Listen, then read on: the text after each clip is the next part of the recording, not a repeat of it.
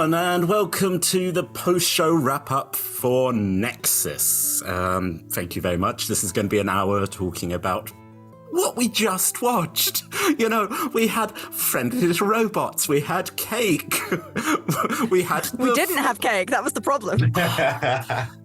Yes, people, the cake wasn't a lie, but it is a lie now. You gotta keep with the system. Also, the cutest little corgi with the loveliest little butt.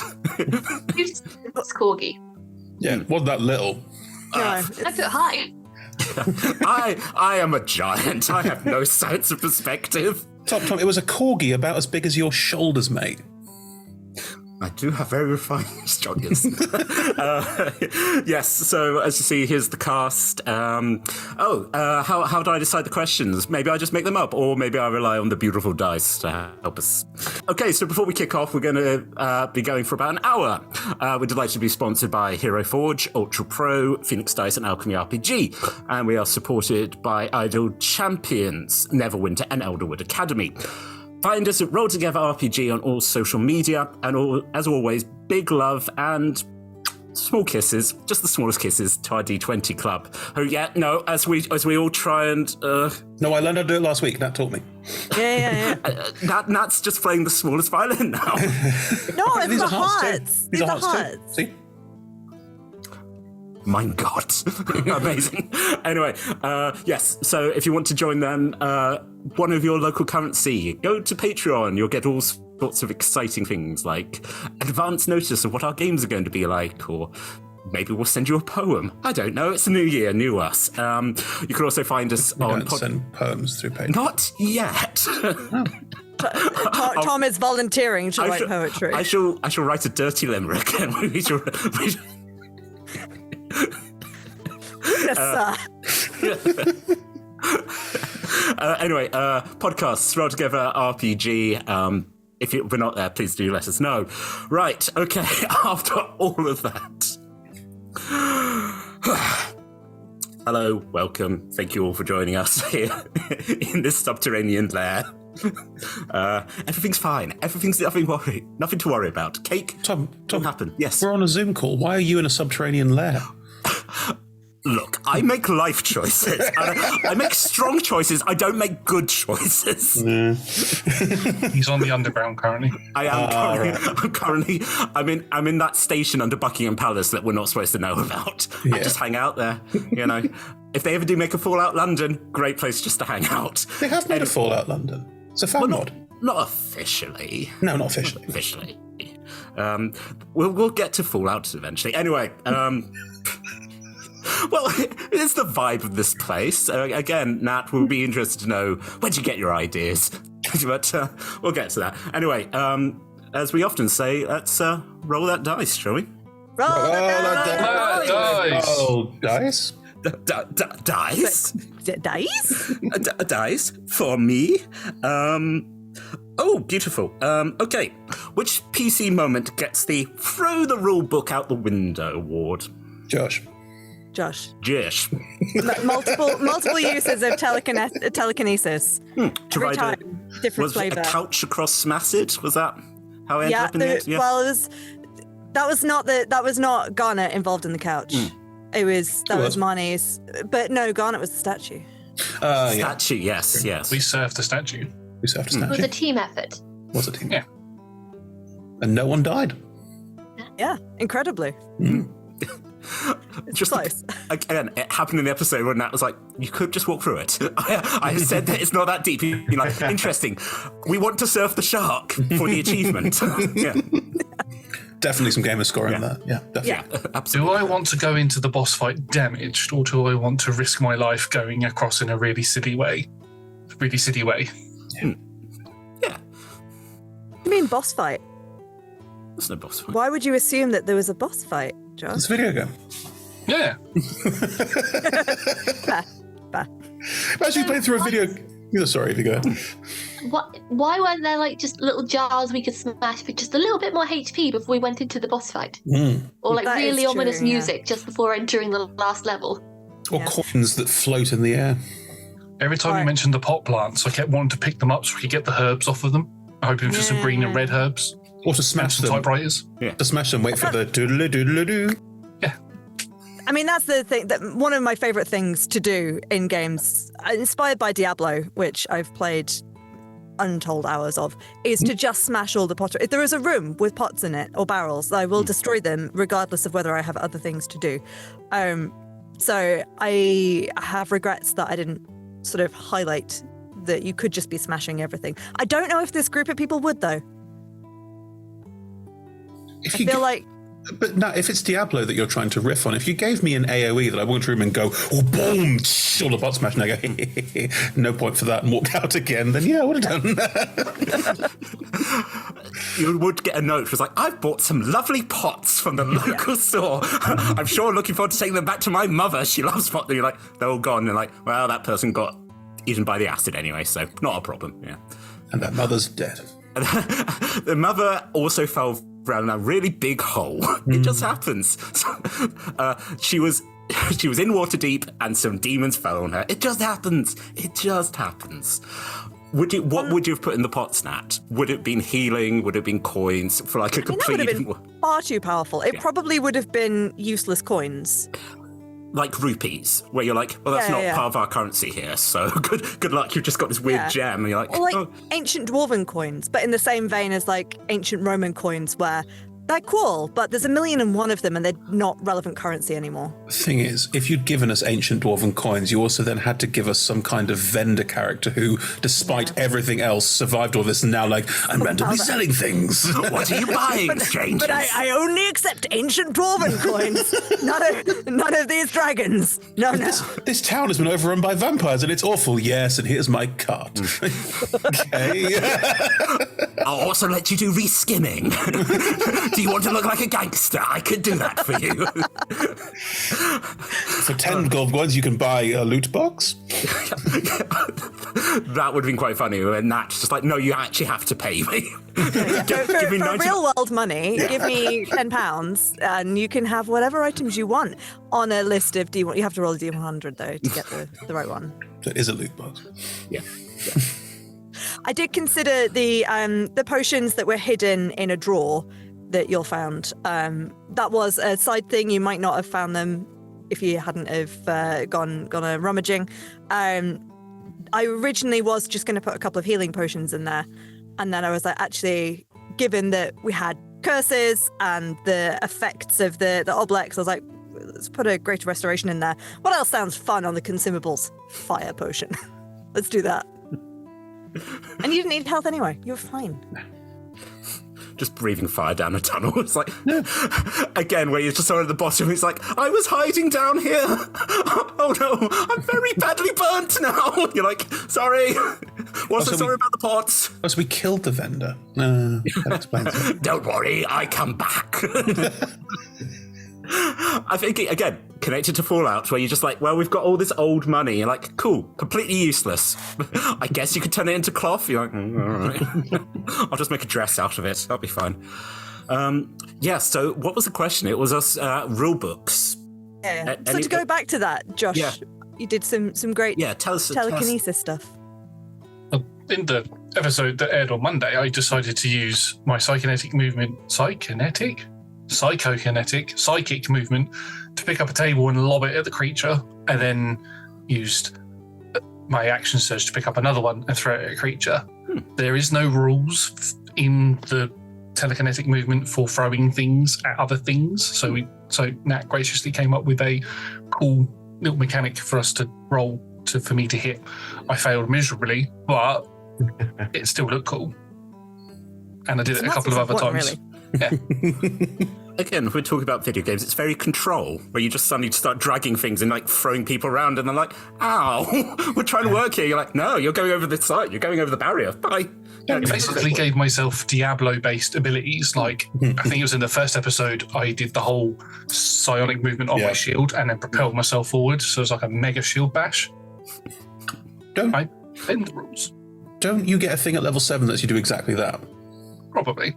I haven't reached level 7 with Garnet, not yet. One day, poor Garnet has been level 5. And you went to level 6 in Divergent Dream, right? And then went back to level 5 for Sean's one shot. Yep. How did that You'll get there happen? eventually. Did she just wake up and forget? You're like, oh, I don't know how to do that Progressing. anymore. It's Yeah. terrible. He woke up and feeling a bit sore. He didn't feel as dexterous as he did before. So, It's Roger. Roger's a succubus. well, speaking of Roger, It's the boy. The child is here. Hello, boy. I want to say a big thank you to Pixie because Pixie sent me this, bless. Thanks, Pixie. and comes with a hat. Lad, he's a fancy art lad. Wait, put your hand behind the hat because your t-shirt is black and we can't see it. Oh my gosh! Little Look painter's at hat. that! So That's every incredible. time I play Garnet from now on, he's going to sit there. He'll probably get blacked Yeah. out because of the blur, but or in there. No, it's being blurred out on your shoulder because he's not wearing any clothes and it's profanity. Yes. I might have to ask Pixie to make some clothes. Did Pixie sew him life accurate? Because that seems a huge amount of effort. Yeah. I mean, Pixie did make clothes for my puppet wife, so stranger things have happened. So, I'd also like to talk about profanity. This company, this little group here, again got us complained by TikTok that you broke the community guidelines by talking about puddles and posting puddles, and then TikTok suddenly just went, "This is against the guidelines." And yeah, and I've literally just there's a response which is, I do not understand why this has happened, and that's just I'm like, really? We're not allowed to be a little bit smutty, but hey. Yeah, considering the Pulsing fact what's puddles. on TikTok, like the things that I've gone past on TikTok, that surprises me. I was because running the TikTok, I don't follow many other people, and so like the algorithm gets confused. I saw someone who was trying to like show their butthole, and then it was like, oh, it's actually my hands. And I was like, how is that okay? How's that fine? But me just Because it's not their bum, it's their hands. But we're just talking about puddles. pulsing puddles. I don't know. I'm not. Throbbingly pulsating puzzles. Yes, make the puzzles pulse. Oh. Horrible. I take no responsibility for our TikTok content, Tom. So, or what I can Yeah. assume is it's entirely on you, and you've taken clips from our wholesome, very clean stream, and you've edited them to sound filthy. This is does tend- slander. Yeah, it turns out it is that sort of game. But Yeah. yes, no way. I've gone through like nearly 12 hours worth of like really pure content and then found like the 2 minutes where it's just been like, whoa, filth. And I'm just like, there you go. Wow. Whoa. Yeah, it's what you put in the trailer as well. Like that's just. Just marketing. The one moment of like near nudity and you're like, it's not in the film. It's not gonna happen. I'm reminded of a certain Transformers film where at one point Megan Fox opens a car bonnet, and that shot was in the trailer, and you went, but has nothing to do with the film. I see why it's in the trailer. She needs to check the car's okay. She's a mechanic. Yes. Oh, we're not here to talk about Transformers. We're not. Although, please don't sulk. We'll have a separate talk together talking about, I don't know anything about Transformers, but I'd just be like, hey, that thing where the guy had the card about the age of the girl, that was weird. What? Yeah. There's a whole thing where he's like, she's not really of age, but technically I've got a law card here that says it's fine. And that's a major plot in one of the Transformers films. Yeah. You're joking. I'm not joking. Yeah. It's one of the ones with Marky Mark in. Yeah. I was going to say some of them, but I don't think it's good for stream, so I'm not going to say it. No, well done. You mean famous racist Mark Wahlberg? Yes. Yes, I mean Mark Wahlberg, the racist. Yeah. Defamatory. Anyway, as I look at the clock 50 minutes in, any other rule breaking or shall we roll that dice? I mean, probably. Mostly because I don't know all the rules and I kind of don't care. Augury did. Same. You did a lot of finagling of things where I didn't have rules set up for hacking a Doris. And he's like, what? Little innocent here. I mean, they tried. There was detect thoughts and the mimics, which we worked out later you shouldn't have been able to do, but Yes. But I love that as a jump. You're just like, yeah, it's just there. Again, very Prey, where it's just like, can we trust this mug? Why don't you touch it? Touch the mug. That was the main reason I wanted that room in there. Was I love that game and just that. The mimics, I guess. The point of contention, the rules breaking. I kind of don't care that you got the radar because that's cool. But my big regret is that was a mashup of a couple of different stat blocks, and I forgot to make them fast. And I forgot in the moment that they were supposed to have a speed of 40 feet, not 20. I forgot to make them fast. Yeah. They've just become lethargic. They just had a bit of time, and they're like, Just a bit sleepy. They've not eaten in a while. yeah. So I don't know. Maybe I've got them now, and maybe I'll bring them back at some point for a different campaign. Crawling out of the base, just these mugs and post-it notes. But they were intended to be much more like the mimics in Prey, where they were small and fast and like amorphous, kind of like Flubber but angry. I'm still delighted to see mimics. It's weird, we don't see them enough in this stream. They're called in Prey. They've got a cool name. Mimics. No, the mimics. Yeah, they've got a cool name in Prey. They're called something different. Yeah. I mean, they're mimics, So, but I just, they've given them a cool alien name, but they're mimics. Morpho something. Morphogins. Might be. Yeah, I can't remember. Probably something like that. Yeah. Henry. Again, this sort of thing where you're listening to an audio note going, sorry, Doctor, we can't just call them all Henry. That's not... Actual Henry's getting upset. At least one of them's got to be Jeff. Yeah. And then, like, when you point your gun at it, it just says Jeff above it. And you're like, you changed it. It's altered now. There's a whole Borderlands mission where they do that, where they try and rename a pretty common monster, and they keep coming up against all sorts of problems, and they end up calling them boner farts. Yeah. Because Borderlands has a certain style of humour. Yeah, and it just keeps coming in. It's like, I talked to the editors, said I can't call it that. It's copyrighted. Yeah, exactly. Yeah, great times. Anyway, with the discussion of boner farts, let's roll the dice, shall we? Roll those bonafarts. Roll those click clanks.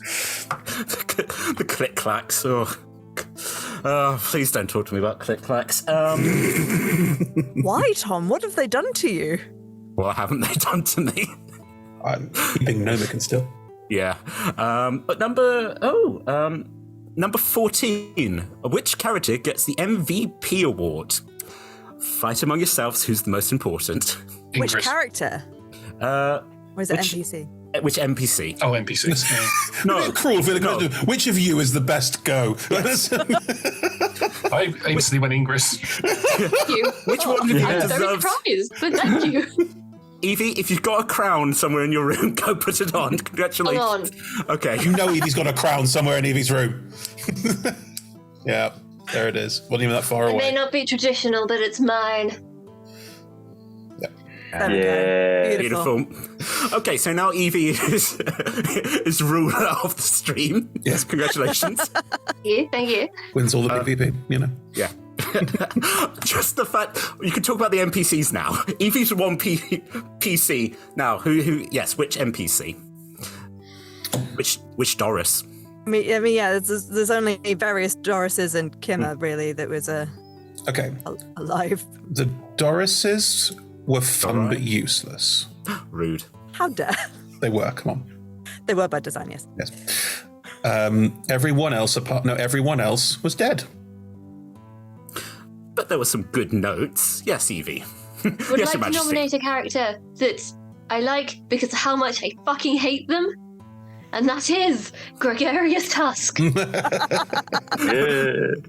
I also like you. Was like the surprisingly handsome orc. You're like, oh, it's gonna be very handsome.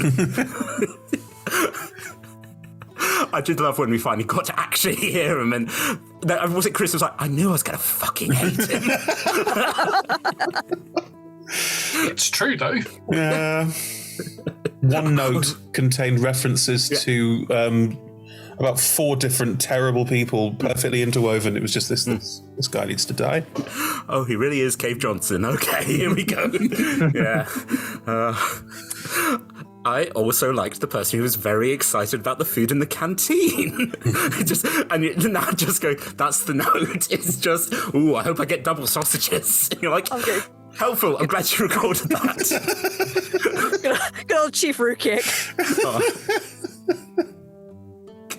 Who is definitely going to be, I'm going to play at some point that kind of, good, let's go, oh, marvellous, jolly, everything.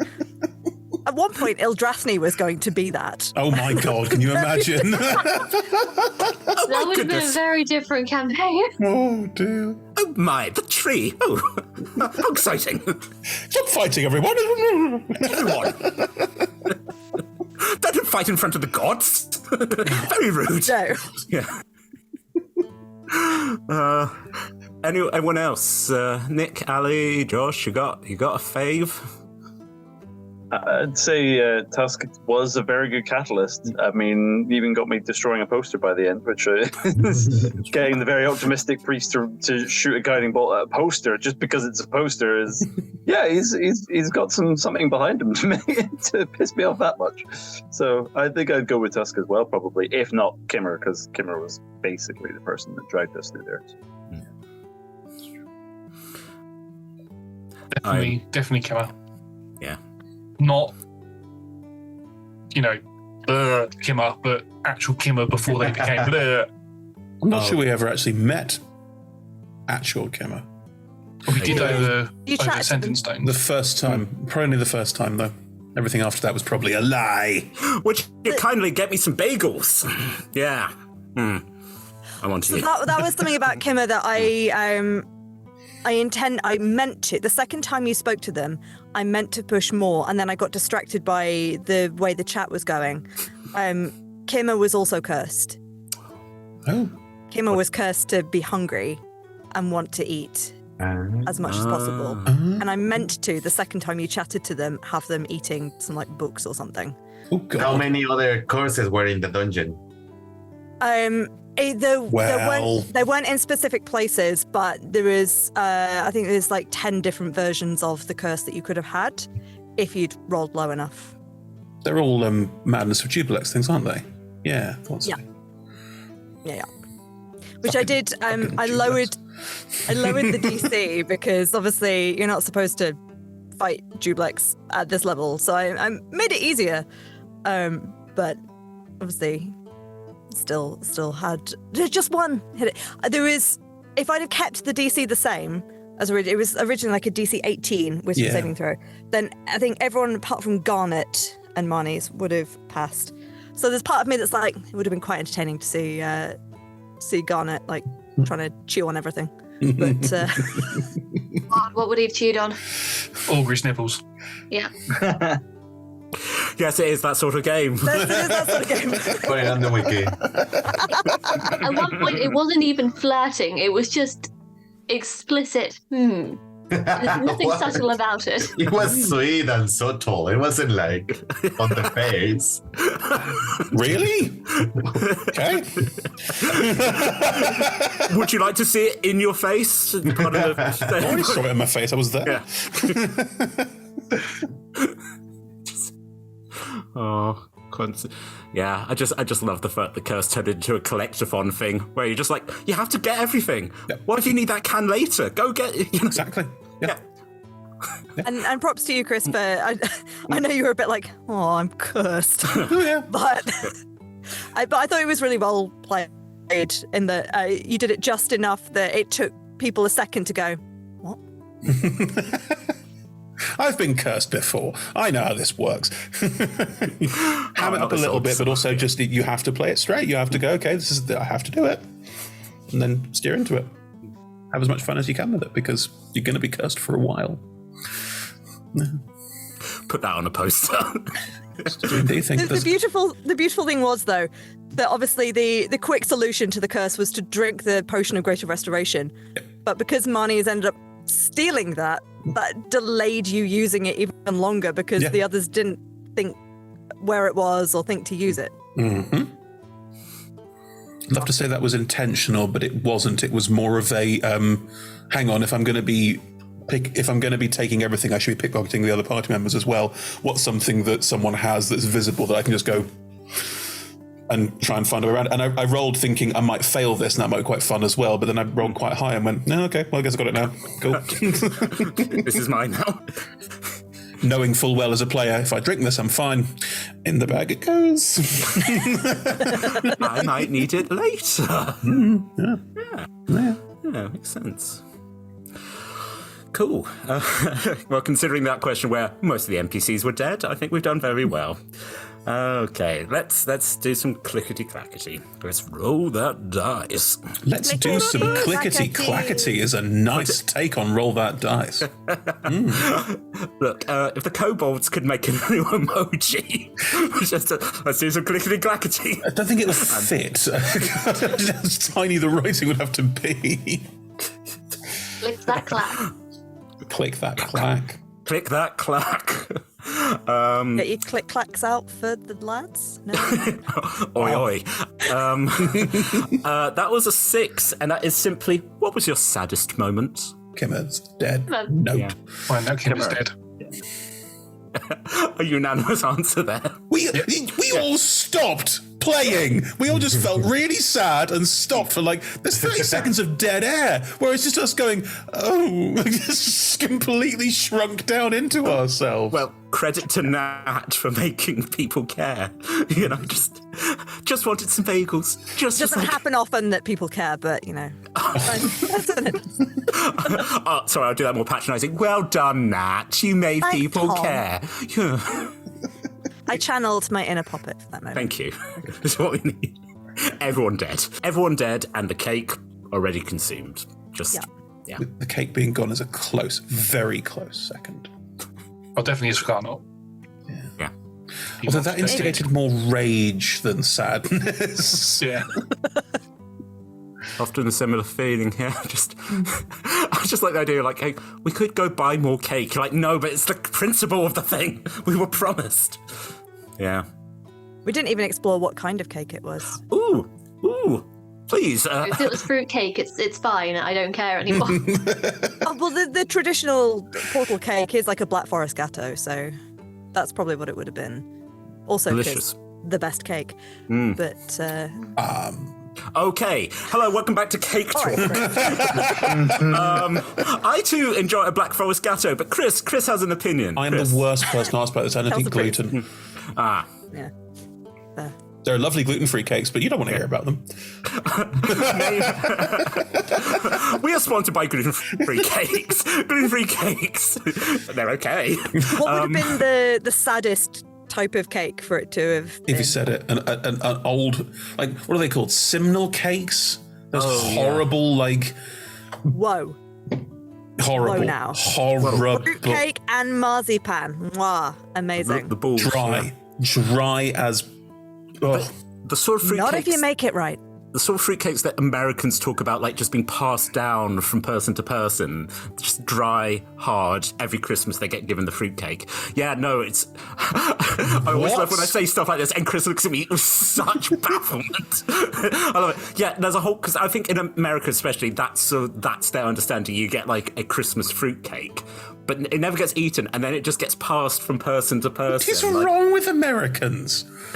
Hello, welcome back to What's With Wrong with Americans. Yeah, go on, Nat. The like a traditional like 3-tiered wedding cake, fruit cake. You save the top tier, and it's supposed to be you don't eat the top tier until the christening of your first child, or whatever. Oh. But because it's got so much booze and sugar in it that it just lasts.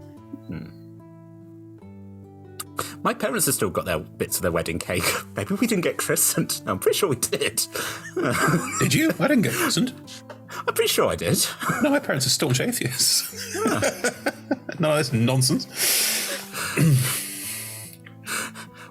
Was it Patrick Stewart who got really confused if he was circumcised or not? Yes. Yes. Yeah. 100%. Yeah. He said, I'm Great pretty sure story. that I am. Then his wife said, no, you're not.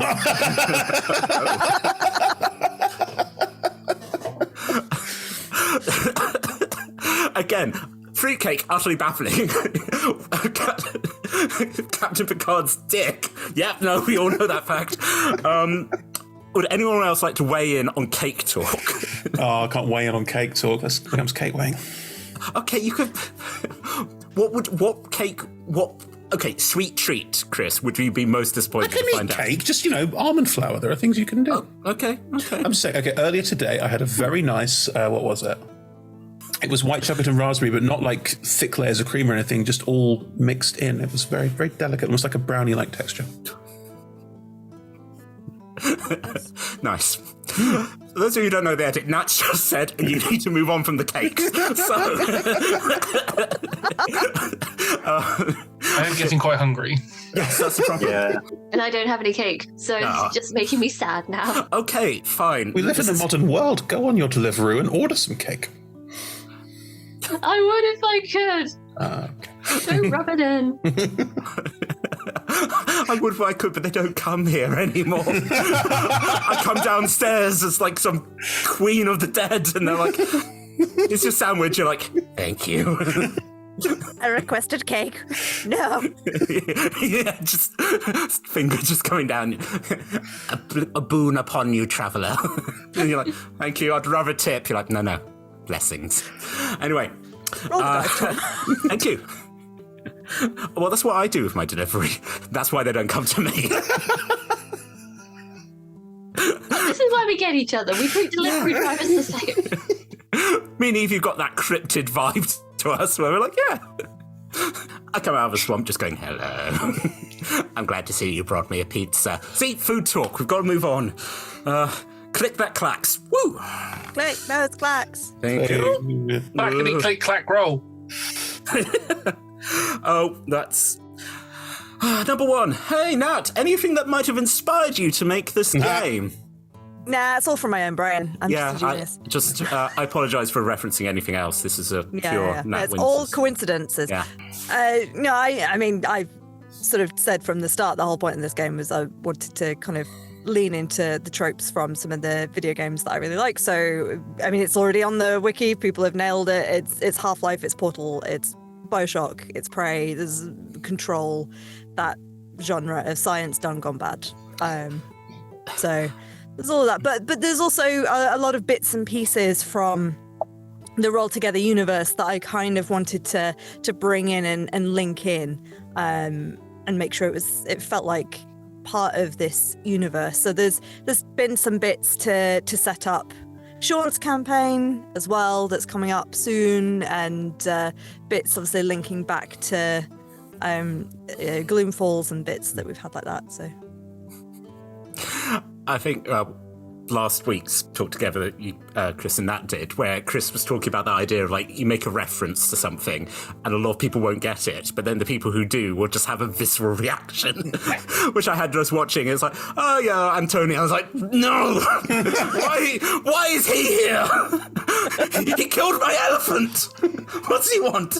Yeah, just that wonder, like you said, like the Abale, and I'm like, Look at us making a wide world, you know, which you said, like, beautiful, like with Gloomfall, where, like, things are having repercussions. It's not just all sort of self-contained bobble stuff. Unless you do another Nat thing and just go, it's just over the mountains. I've never heard of this place. It's a long way away. it's different when you're doing high-level characters, though. Especially for a one-shot. I was like, if they're this high level, they should be celebrities, but we don't have time for that. There are some very high-level characters in, you know, official lore who've never met each other and just meander around different bits of the map. It's really fun. Sorry, am I supposed to know who you are? You're like, Well, again, like, if you think about the way we're doing it, it's like we're all vaguely saving the world each couple of months, and it's like, oh no, well, you didn't actually. The world didn't end, so, well done. So who are you really? Yeah. The last 2 days going through the Roll Together wiki, and I have some headcanons and some fan theories now that will make me look unhinged, more so than I currently do wearing my crown of darkness. But I you don't look have unhinged, you ideas look about excellent. this. No, Evie, I want to hear your theories. Yes, please. Come on. Yeah, go on. Get the Wait, what was the prompt for this? corkboard out. Which one was it? I had a whole document. Wow. I went in deep. Evie, there are some restarted things the that have been career. interlinked for a very long time that no one knows about yet, so you may tap into some gold. Oh, I don't want to say in case I'm wrong. But If then you're that's wrong, the fun. Evie, if you're wrong, we may just not tell you. Come on. Oh no. Okay, maybe I shouldn't have mentioned it. Oh, go on. Okay. Why is everything that is powerful broken up into little pieces? Why does everything seem to converge onto the material plane? The material plane is very desirable to hold power over, yet no one really seems to want to stay there, because bad things just keep happening. Groups of 5 have been mentioned a fuck ton. And I know that Sean has mentioned this, but this is important.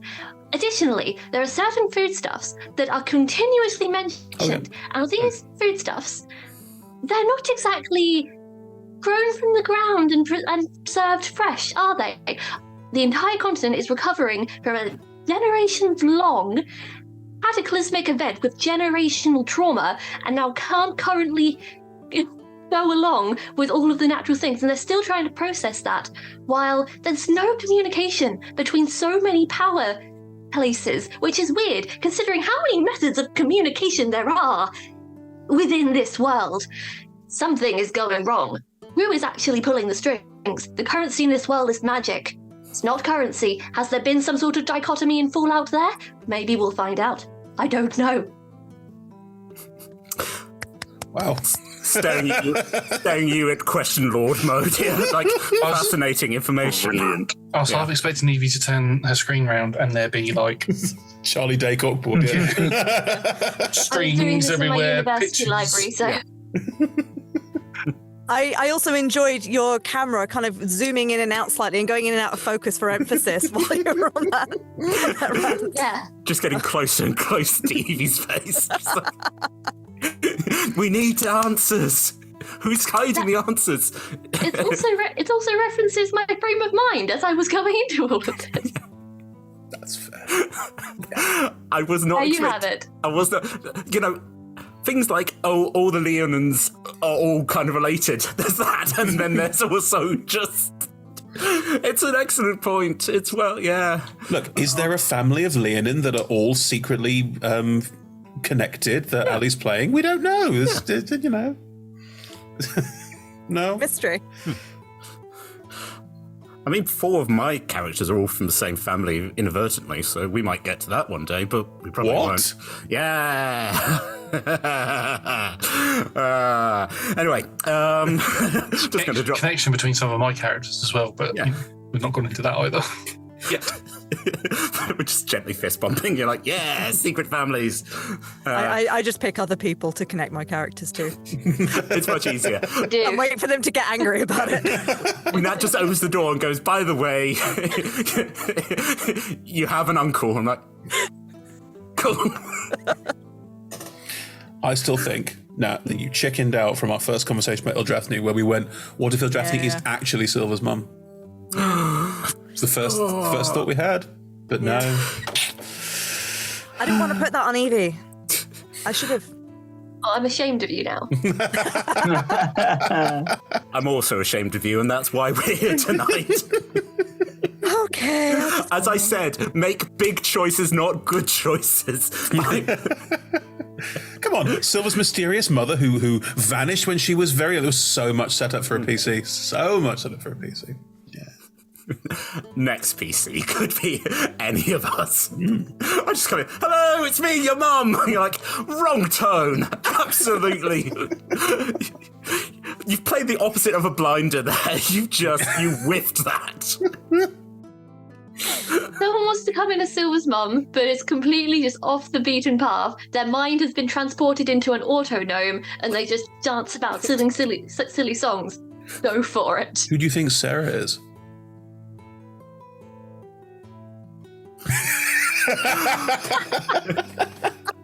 It would make sense. That's the strat. No, not at all. Go add it to your board, Evie. I'll add it to the board, a new string. It just says Sarah is from Mum. Baldur's Gate, but she's got a lot going on already. Mm-hmm. Oh, boy. Yeah, so you took inspiration from a lot of things. Yes. Cool. I was going to say, what was the question? Good, yes, we got that. Clickety, clackety, clank. Okay. I'll let you roll again. I just wanted to say the moments that I really enjoyed things where I'd taken something from a games world to pop it in just as a little reference, but you all sort of started getting suspicious of it, like it's a dumb joke about the plants all being the same, and you're all like, the plants. There's something about the plants. They are suspicious. And the Doris is obviously a reference to GLaDOS, but because some of you know what GLaDOS is and how sus she is, and the fact that she is the boob-egg in Portal, then you're automatically much more suspicious of Doris than you needed to be, and that was pleasing. Poor Doris. Poor Doris. Ow. Just try. I'm being punished. I'm being punished by having my legs fall off. Poor Doris. Anyway, I have rolled a 10, which I think is a nice one, which is basically, what was your favourite moment? Let's go round. People's fave moments. Everyone's contemplating. There were just too many good ones. That's the problem. So I don't know if that was for everybody, but I'm just going to put it there and then talk about another one. So when we tried to put all the shenanigans to go through the acid, I think that was an amazing RP and teamwork where we were just like putting our thoughts out there, and it was fantastic. And I'm pretty sure we could have made other 100 plans if we could have more time, but it was just amazing. But my personal favorite was picking up the ball bearings next to Marnie. I think that was so organic, and one of those moments that is like, everything happened for a reason, which is this moment, which probably you can only see with perspective, but that was priceless for me. Thank you very much, Chris. That was amazing.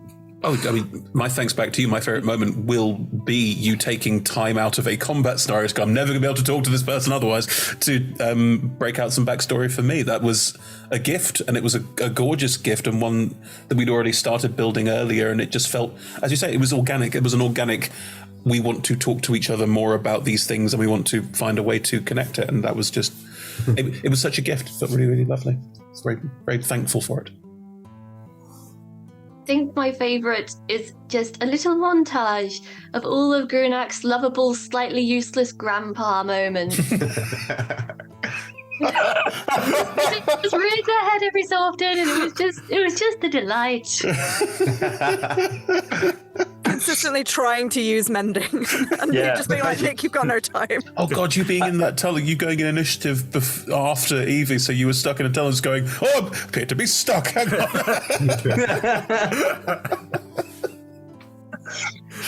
Oh dear. I hadn't actually. Moments, but they were worth it. Yeah. I hadn't thought about all of those actually, but they were fun to do, and I think it became a mission after the first one. I was like, how not inappropriately, but how frequently and annoyingly can I use mending where it's not going to be of use? So it's just that granddad thing of going, I'll just fix this. I've got it. I have no idea what I'm doing, but let me do it anyway. We haven't got time. We're meant to be leaving. Why did you remember now? It was when that wouldn't even give you the full minute when the lift only took about 30 seconds. Oh, we can wait 30 seconds so Grandad feels important. Come on. Grandad's been in his shed all weekend. He wants, just...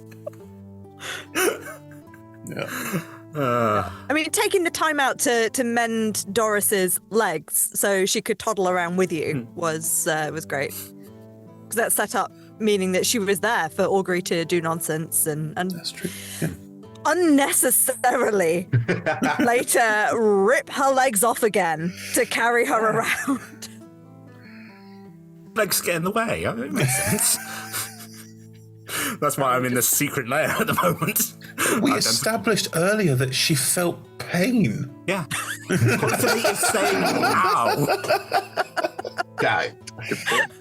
Now, because of the way she was saying, I think we can all probably assume that it wasn't actually pain. It was the, I've seen other people feel pain, therefore I'm going to emulate it sort of look of pain.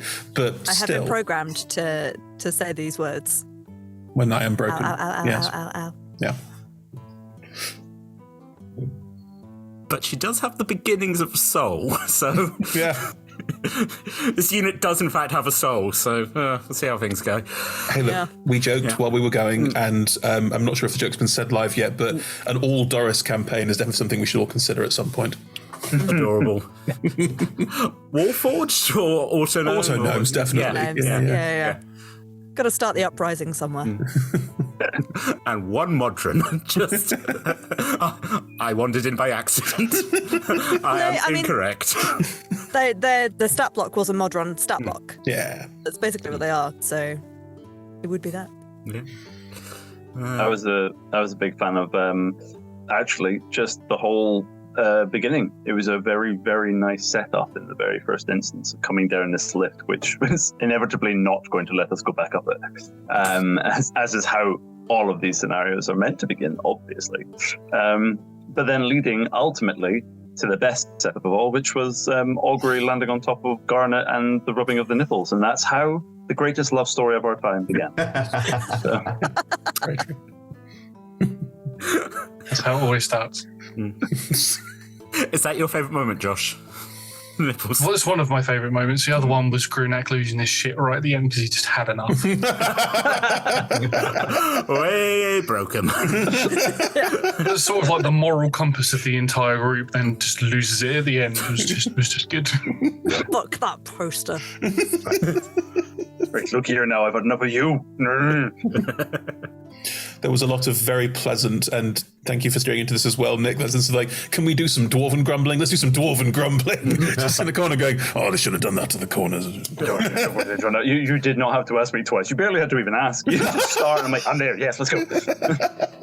This is one of my favourite bits, particularly in the last episode, was the fact that I was sitting there thinking, like, ways to try and split the party without Kimmer looking suspicious until it's too late. And just instantly being like, oh, you know, the room that you've got to go into looks like it might have used to have been a dwarven shrine. And the pair of you just snapped. And we're like, we're going to go over here and be grumbly and look at things. So easy. Worth it. Yeah. and Evie, Ingress, embracing the tone and just writing your own "if I die" note, which we never got to read. No, I kept it in my bra for the entire last episode. It was so itchy. It was so itchy. Do we get to hear it now? Sure. Yeah, go ahead. 21. What was in that note? Okay. Bear in mind this was written at the end of the second episode. Hi, Pulse, you ass. When I arrived at Nexus, there was very little corporate to espionage, and I found myself in a highly dangerous investigation that I am ill-equipped for. Suspected planar tech confirmed, and making our way down to level 3 for bigger picture. We'll let you know what I find if I survive, but this is no longer a certainty. If I don't make it back, make sure Recon is properly prepared this time, and tell Mother my last words were, this is all your fault, asshat. Nice. Nothing. I mean, again, we could just spend some time going, what would be in your notes? It's like the whole thing, like, what would your loot drop be? But just, who would you write to? Who would you talk to? Yeah. What would your loot drop be? It's awful. Yeah. Well, you all have crowbars now, so that's the easy one. Yeah. Never used mine, but I'm taking it back to the Feywild to see what they think of it. Bag full of crap I've got. Which, no, I poured it all out. It's fine. Would Marnie have written a note? Probably not. No.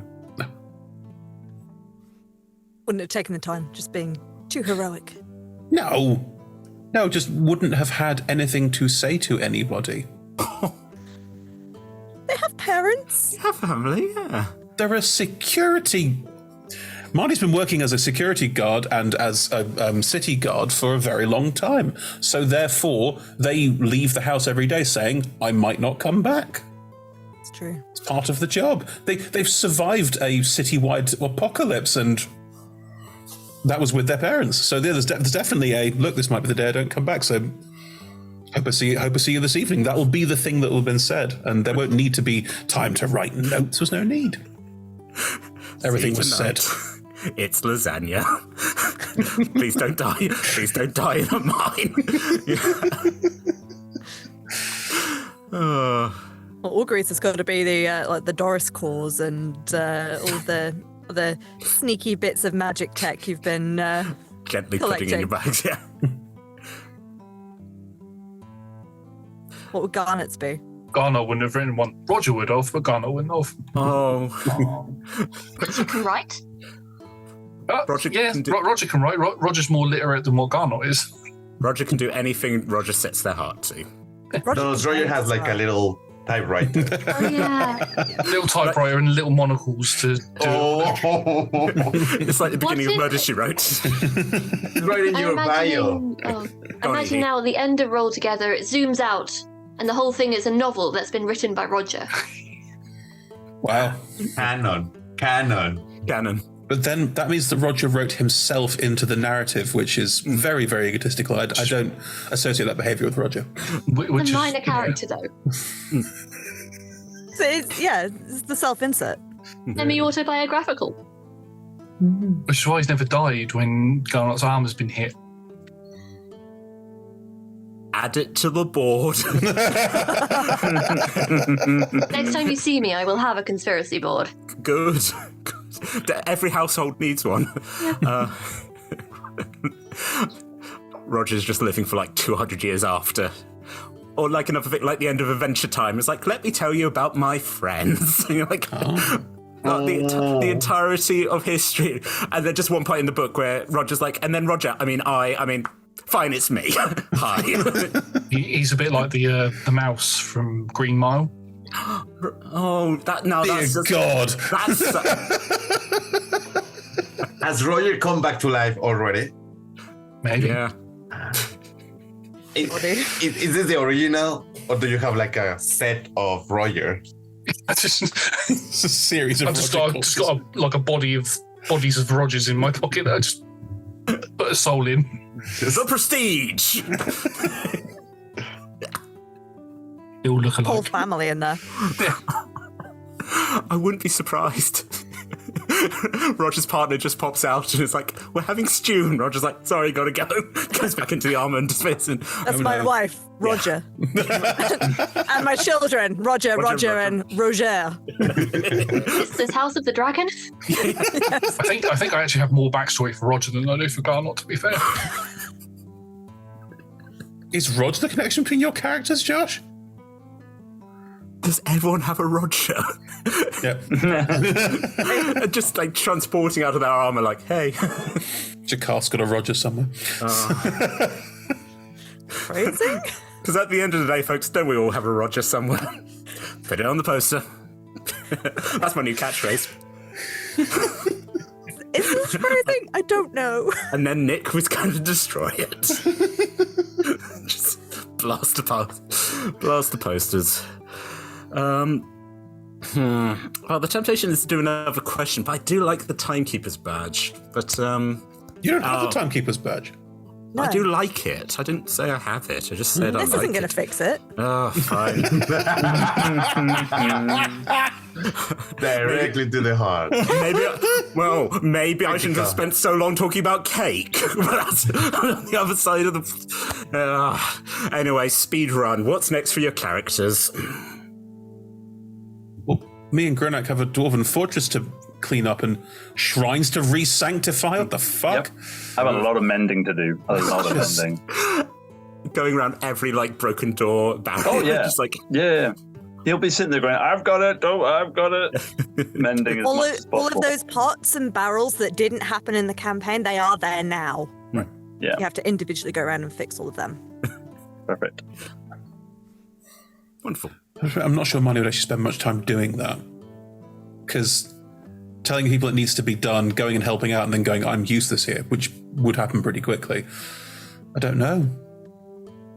They'd probably go back to Waterdeep and try and find another job. I'm done here. Later. Just this one dwarven cleric just up a ladder, just going, oh, this is a bit wobbly. Just need to just spend a minute doing this.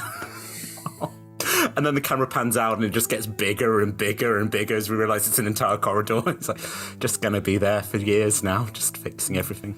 I know, we'll find like a dwarven crafters guild or something and go, there's an ancient dwarven fortress over here that someone has done unspeakable things to. And they'll go, oh, and then it'll come out and come and because, yeah.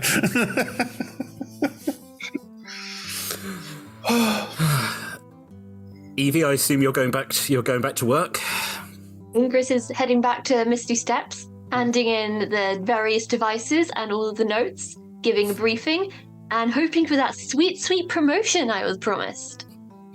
Whatever that may be. Who knows with hags? Hags. Definitely have specifics about what that promotion is, and definitely didn't just throw it in as an incentive. What do you want? Promotion?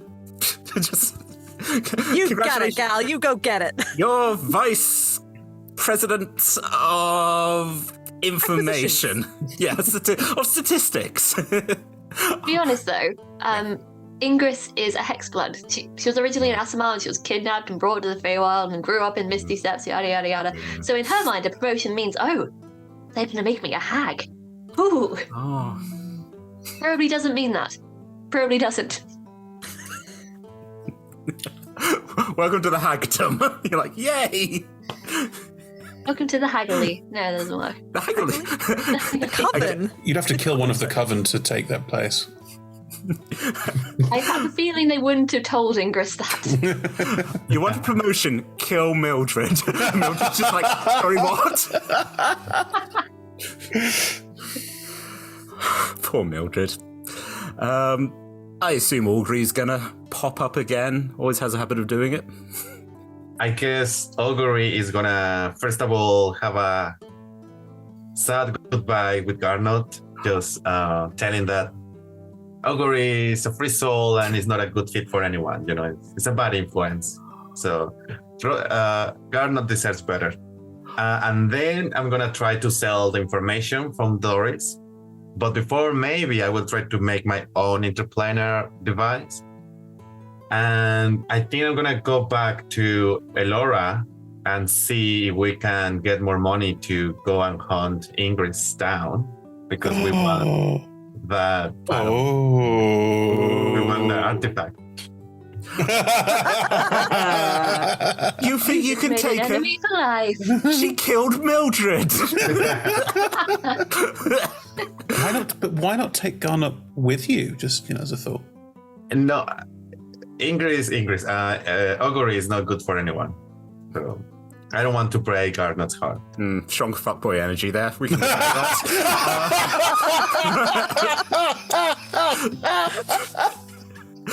Garnet, how long are you going to be crying for? How broken is your heart? Very, very confused and broken-hearted. Garnet would help out with the fortress for a little bit, and then would make his way to Baldur's Gate, because that's his ultimate goal, is to get to the library in Baldur's Gate, which was set up in the Virgin Dream, to find out more about his family. You've gone so far out of the way. Yeah, I know. He didn't realise. He's not very good with geography. And at some point, he's got the Doris that we first encountered, the one that was following us around, not the one that had all the information, but the other one. He will try and program it into to find out, try and communicate with the Doris somehow, and either do a Tony Stark and add it to his armor if that's what they want, or give them their own body and then they can go off and do their own thing. Make it a GPS. Literally, like, That's where you're going. Help you find the library. Yeah. Just make it into Google Maps. Doris, play some music. Candlekeep is south of Baldur's Gate, and you were it was maybe a couple days north from where you originally were. Yeah, Garnet got lost. That's how he ended up in Waterdeep. He went up towards Baldur's Gate, got lost in the forest and doing a quest of his own, on his own, and then just ended up coming out in Waterdeep. It's like, oh, okay. Has done solo quests. Yeah, solo quests. That's not one forest. which is why it's so impressive. There's just a post-credit scene of Garnet looking at a map and going, Oh, it's upside down. Oh no! Oh dear! Oh, I have theatre tickets. Oh no! That's the equivalent of like trying to get to Paris from Rome and ending up in London. No, Garlock would 100% do that if he was in the real on the wrong world. boat. 100%. Yeah. He's got a +1 to intelligence, but that is he's combat smart, not smart. Roger not have a sense of direction? He's in the armor most of the time. Roger's a rat! Just goes along for the ride. Yeah, no, Roger is keen for adventure, right? And it's like, Roger wants to explore everywhere. Yeah. Make more maps. Just I like a the bad idea that influence.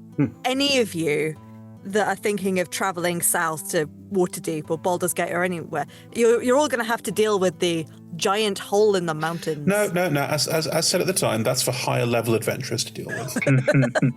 A little thing pops up and goes, I think you're under-leveled for this. Are you? So it's like a red zone, like, Yeah. no. Look, I will corral G and Niall and probably you to fix this fucking mess that you have made, and then we'll be fine.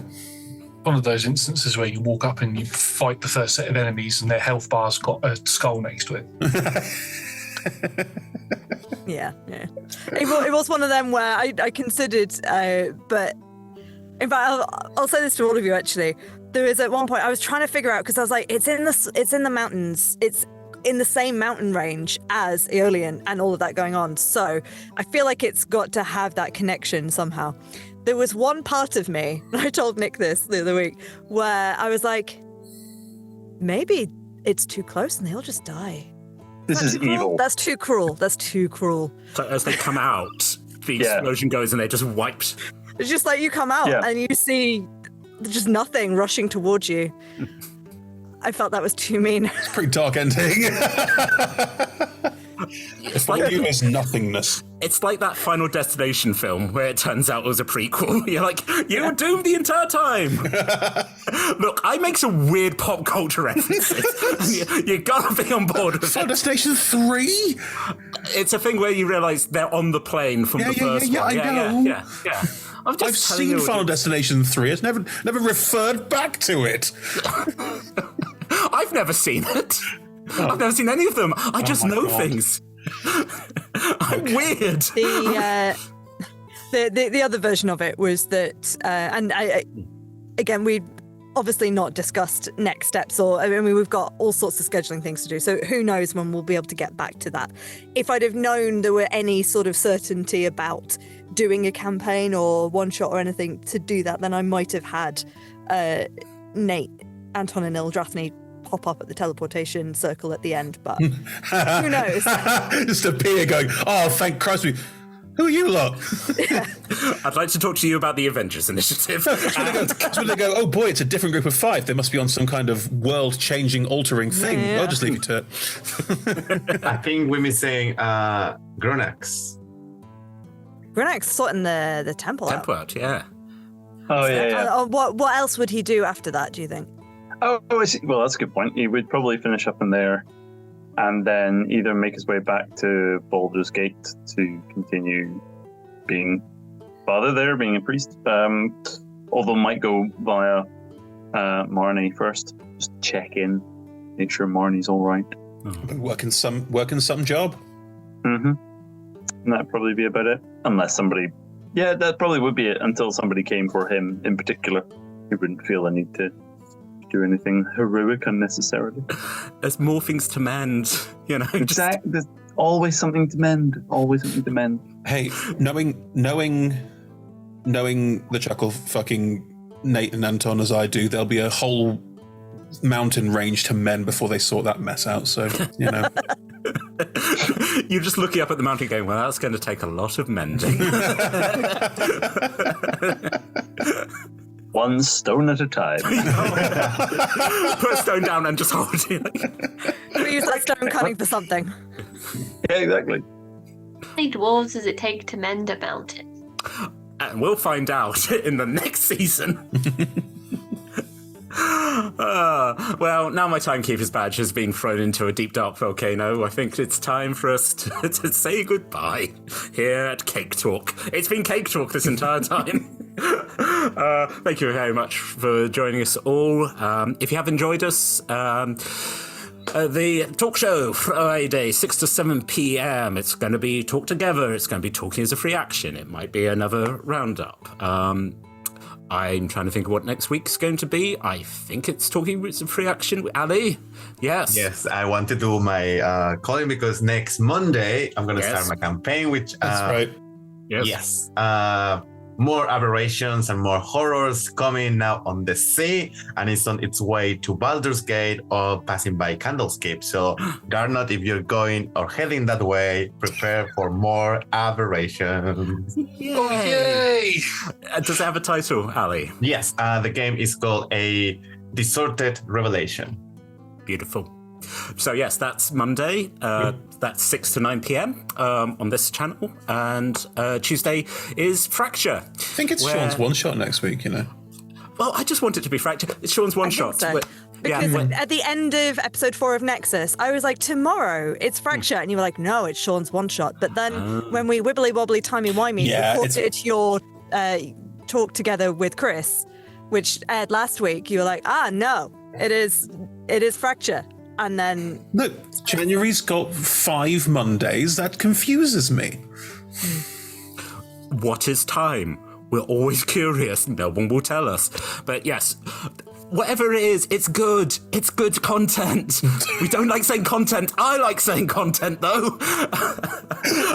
Whatever it is, it's good. Wow, okay. Once again, put it on a poster. So all our shows, they stream here at twitch.tv/rolltogetherrpg. There should be a YouTube link in the chat, thanks to the mods. Also, podcast. Doesn't mean you don't get to see our beautiful face or the fact that some of us have become monarchy partway through the show. Still got it on, podcast listeners. Still got it on. I love how become, like, if he wasn't already monarchy. Like, look, I'm sorry. I'm sorry, Your Majesty. Please don't turn me into anything unnatural. Yeah, big thanks to the D20 Club. Can't do this without you. Big thanks to our supporters and our sponsors. And as we try and do the hand hearts, please. Leave it to me, guys. Leave it to me. So shit. As our resident heart here, we beg you, please stay classy at the table. Good night. Bye. No. Bye. No. Yes.